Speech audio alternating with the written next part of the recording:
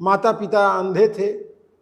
श्रवण कुमार के मन में विचार आया कि क्यों न माता पिता को एक बार तीर्थ यात्रा पर ले जाया जाए। तो श्रवण कुमार जब अपने माता पिता को लेकर मायापुरी के रास्ते से होकर के अपनी यात्रा बढ़ा रहे थे तो उन्होंने देखा कि एक जगह सुबह सुबह बहुत सारे युवक युवती रंग बिरंगे पोशाकों में सजे धजे नृत्य कर रहे हैं, मनोरंजन कर रहे हैं। उनको जब वहाँ के युवाओं ने युवतियों ने घेर लिया तो उन्होंने कहा, क्या पागलपन है तुम्हारा, ये क्या कर रहे, ये कौन है?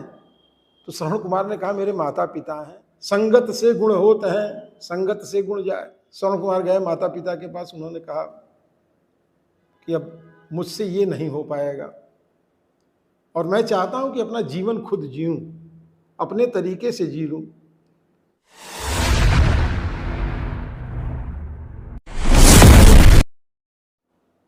दोस्तों नमस्कार, बेधड़क खबर देख रहे हैं आप। मैं हूं विमलेश शुक्ल। दादी नानी की कहानियों के क्रम में आज एक मैं आपको कहानी सुनाने जा रहा हूं। कहानियां उसको कहते हैं कि जो एक कई पीढ़ियों के बाद संभवतः सच्ची घटनाएं होती हैं, लेकिन उसके कोई प्रत्यक्षदर्शी या गवाह नहीं मिलते हैं, तो उनको कहानी कहा जाता है। अब ये कितनी सही है कितनी गलत है ये एक अलग विषय है, लेकिन कहानियां हमको जो शिक्षा देती हैं वो अद्भुत है और ये बहुत महत्वपूर्ण है। कहानी मैं आपको आज श्रवण कुमार की सुनाने जा रहा हूं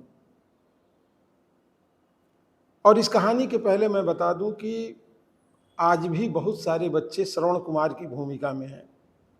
श्रवण कुमार का अर्थ ये है कि माता पिता, परिवार और समाज के प्रति बेहद ही जिम्मेदारी पूर्वक निर्वहन किया जाने वाला कर्तव्य। श्रवण कुमार भी अपने माता पिता के लिए अकेले पुत्र थे, तो उन्होंने माता पिता की सेवा के लिए विवाह करना उचित नहीं समझा और वो माता पिता की सेवा में अनवरत लगे रहे। माता पिता अंधे थे। श्रवण कुमार के मन में विचार आया कि क्यों न माता पिता को एक बार तीर्थ यात्रा पर ले जाया जाए।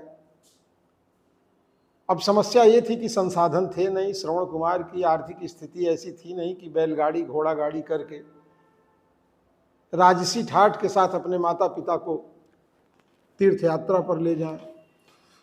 तो श्रवण कुमार ने फैसला किया कि माता पिता को एक कांवर बनाया उन्होंने और बड़ी बड़ी दो तरफ डलिया, जिस तरह से आज तमाम जलाभिषेक के लिए कांवड़िए जाते हैं, तो फर्क ये था कि उनके कांवर में बड़ी बड़ी डलिया बनी हुई थी जिसमें उन्होंने माता पिता को बैठाया और फिर निकल गए तीर्थ कराने के लिए। कई तीर्थों में गए। लंबी यात्रा के बाद एक दिन जब वो मायापुरी से निकल रहे थे, मायापुरी का मतलब पश्चिमी सभ्यता से परिपूर्ण एक राज्य, जहां युवक युवतियां अपनी पिछली पीढ़ी के प्रति किसी भी तरह से जिम्मेदार न होते हुए अपने जीवन को जी रही थी। अब देखा जाए तो वो वक्त हमारे देश में भी शुरू हो गया, पूरे धरती पर शुरू हो गया है। पश्चिमी सभ्यता जिसको कहते हैं, मायापुरी उसी को कहते हैं। इस कहानी में उसी मायापुरी का जिक्र है कि जहां माता पिता, भाई बंधु एक किनारे और अपना व्यक्तिगत जीवन एक किनारे। यह आज आपके सामने भी है। बहुत सारे जो एकल परिवार होने लगे, सामूहिक परिवार टूटने लगे, तो ये भी मायापुरी की ही एक माया है, जो अपने माँ बाप की जिम्मेदारियों से बहुत दूर हो जा रहे हैं, अपना जीवन एकदम अपने ढंग से जीने की चाह रखे हुए हैं और जी भी रहे हैं। तो श्रवण कुमार जब अपने माता पिता को लेकर मायापुरी के रास्ते से होकर के अपनी यात्रा बढ़ा रहे थे तो उन्होंने देखा कि एक जगह सुबह सुबह बहुत सारे युवक युवती रंग बिरंगे पोशाकों में सजे धजे नृत्य कर रहे हैं, मनोरंजन कर रहे हैं, तरह तरह के व्यसनों से वो लिप्त हैं, व्यसनों में लिप्त हैं उनका जीवन एकदम अलग, ऐसा लग रहा था जैसे एकदम पूरी किसी अलग दुनिया में श्रवण कुमार आ गए। इस बीच में जब श्रवण कुमार अपने माता पिता को डलिया में लेकर के आगे बढ़े तो वहां आनंदित जीवन व्यतीत करने वाले युवाओं ने श्रवण कुमार को घेर लिया। श्रवण कुमार भी युवा थे, तो लोग उनको, जब वहां के युवाओं ने, युवतियों ने घेर लिया तो उन्होंने कहा, क्या पागलपन है तुम्हारा, ये क्या कर रहे हो, ये कौन है? तो श्रवण कुमार ने कहा, मेरे माता पिता हैं और इन्होंने मुझे जन्म दिया है, मेरा धर्म है कि इस अंतिम अवस्था में उनको कम से कम तीर्थ करा दूं और सब कार्य करा दूं। तो उन्होंने कहा कि ये क्या जीवन है, देखो जीवन हमारा है, हम लोग आनंद में हैं, तरह तरह के रंग बिरंगे परिधानों में सजे अपने जीवन का आनंद ले रहे हैं, और ये तुम्हारी उम्र तो खेलने खाने की है, मनोरंजन करने की है, आनंद लेने की है, जीवन जीने की है। श्रवण कुमार को एकाएक लगा कि भाई बात तो सही कह रहे हैं। तो वहां के युवाओं ने कहा कि ये छोड़ो इनको, ये इनका अपना भाग्य है, इनके अपने कर्म है, तुम अपना जीवन क्यों व्यतीत कर रहे हो, क्यों बर्बाद कर रहे हो? फिर श्रवण कुमार को लगा बात तो कुछ सही है, क्योंकि मन तो जगह से भी बदल जाता है, परिस्थितियों से बदलता है, संगत से भी बदलता है, संगत से गुण होते हैं, संगत से गुण जाए। अब तो सारे गुण इनके अवगुणों में बदलने लगे।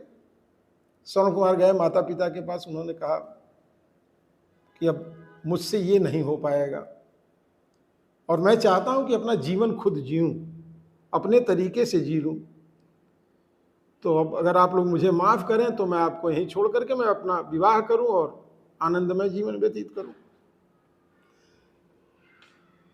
भगवत प्रेमी थे उनके पिता, बहुत बड़े, उनको पता था कि श्रवण कुमार का मन क्यों बदल रहा है।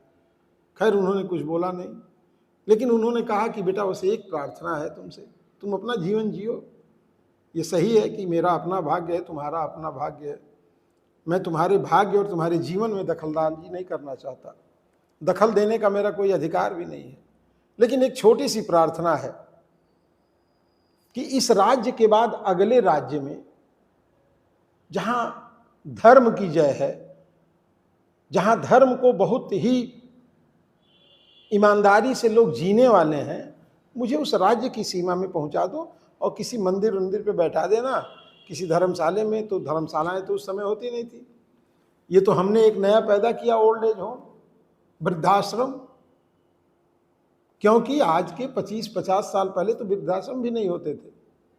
परिवार में ही इनका पालन पोषण और इनके अंत समय तक बुजुर्गों को सेवाएं दी जाती थी और हर तरह की सेवा दी जाती थी। जिस तरह से एक छोटे बच्चे को पाला जाता है, बुजुर्गों को भी एक जीवन के अंतिम क्षण में वो सारी सुविधाएं हमारा ही समाज देता था। लेकिन आज तो हम आधुनिक होने लगे हैं, मायापुरी के धीरे धीरे निवासी हों। खैर, तो श्रवण कुमार ने सोचा कि हर्ज क्या है, जब पिता कह ही रहे हैं तो 2-4 दिन की बात है, अगले राज्य की सीमा में पहुंचा देते हैं। तो उन्होंने कहा ठीक है, लेकिन उसके बाद मैं भाई छोड़ दो। उन्होंने कहा बिल्कुल बिल्कुल कोई बात नहीं, उसके बाद तुम हमको वहीं छोड़ करके चले आओ, तुम अपना जीवन जियो। श्रवण कुमार फिर माता पिता को लेके आगे बढ़े। 3-4 दिन के बाद जब सीमा के करीब पहुंचे तो उस राज्य में ये सूचना पहुंची कि एक युवा जिसका नाम श्रवण कुमार है और अपने अंधे माता पिता को लेकर के तीर्थ कराने निकला है। तो श्रवण कुमार के इस त्याग को सुनने के बाद उस राज्य की धर्मनिष्ठ जनता भाव विह्वल हो गई और श्रवण कुमार का इंतजार करने लगी कि श्रवण कुमार कब आएंगे। लिहाजा जब उनके पहुंचने की तिथि ज्ञात हुई तो वहां का राजा पूरे मंत्री परिषद के साथ, वहां के राज्य की सारी जनता, बालक, वृद्ध, युवा, युवतियां अपने हाथों में आरती का थाल, फूल मालाएं ले करके उपस्थित मिले। श्रवण कुमार जब राज्य की सीमा में प्रवेश करने लगे तो जयकारा होने लगा। श्रवण कुमार जब वहां अपना जयकारा सुनने लगे तो भाव विह्वल हो गए। उनको लगा अरे ये तो मायापुरी के जीवन से भी अद्भुत जीवन है। ये जीवन तो देवता भी कल्पना नहीं करते होंगे कि मिलेगा। फिर श्रवण कुमार का मन वहीं बदल गया। उन्होंने अपने माता पिता से माफी मांगी और उन्होंने कहा कि नहीं, मायापुरी का जीवन कोई जीवन नहीं है, एक धर्मनिष्ठ जीवन ही सर्वश्रेष्ठ जीवन है। और फिर उन्होंने वहाँ उनका भव्य स्वागत हुआ और श्रवण कुमार का मन वहीं बदल गया।